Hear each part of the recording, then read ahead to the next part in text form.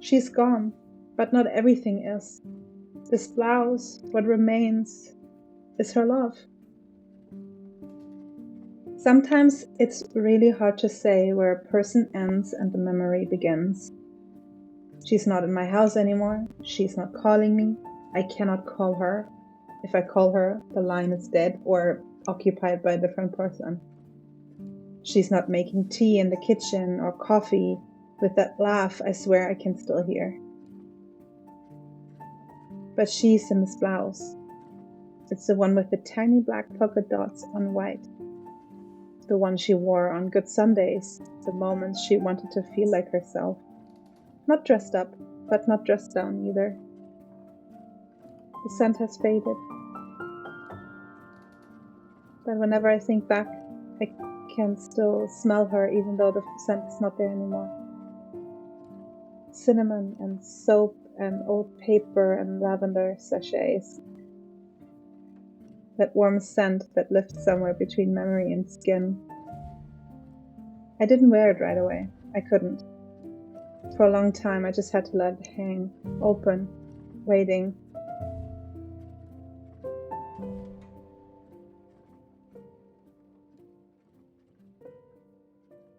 I do remember the first time I touched the blouse, and I was very hesitant at the beginning because it almost felt like I wasn't sure if it's going to hurt more or if it's going to hurt less touching it. I didn't want to taint it with memory or with me just like touching it. But the good thing is with clothing can be seen as a transitional object. So even if a connection has been physically severed, clothing is, as the transitional object, still a physical connection, even though the person is no longer here. Even looking at the blouse, it was an embodiment of what I have lost. And there's something sacred about the first time you touch the clothing of someone who's gone. It almost feels like a trespass, like you're opening a door and no one told you to touch. But also, like it's the only door left. Clothes hold us, and when someone dies, sometimes they keep holding us long after the person stops. In fashion psychology, we talk about enclosed memory, the way a garment holds emotional weight, not just through scent, but through structure, through familiarity. Yes, absolutely. Because grief is just leftover love to give.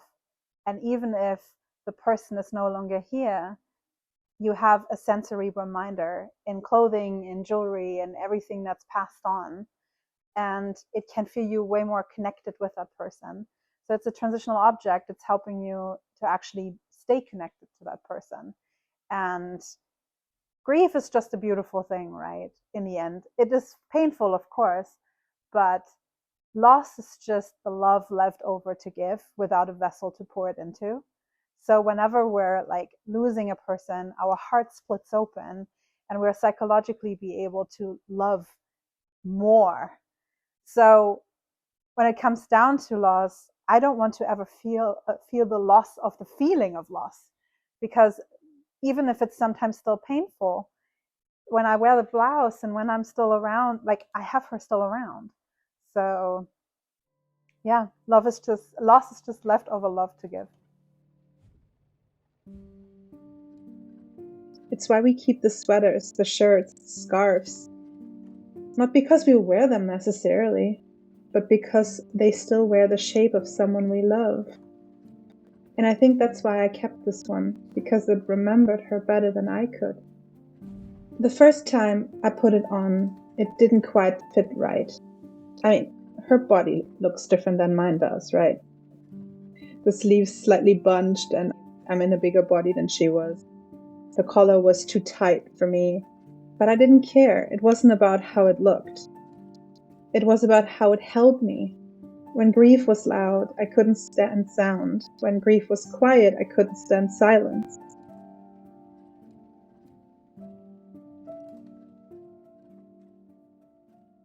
This blouse was my grandmother's blouse. And she always wore it on like the nice Sundays. And whenever I wear this blouse, I'm almost embodying part of her. And in fashion psychology, we talk about enclosed memory, which means that the scent, the shape, all of them kind of track like a timestamp of her being. So whenever I wear it, it's part of me, and she's here, and she feels just a bit closer to me. The softness of it, the way it whispered across my skin, that's something we overlook, how much clothing does to our nervous system. In moments of emotional overwhelm, clothing becomes a form of regulation. A favorite jumper, a soft scarf, a cotton blouse from someone you miss. They ground you. They give your body a place to land. Clothes don't ask questions, they don't try to fix you, they just hold you. This one, it regulated me more than most people ever could. It became a kind of portable memory, a wearable tether to her and to myself. That's why grief and fashion are more connected than people think. Because during loss, dressing isn't performance, it's survival. And in fashion psychology, it's not just about trends and appearance. It's about how clothing becomes the scaffold of self, especially when the self feels like it's unraveling.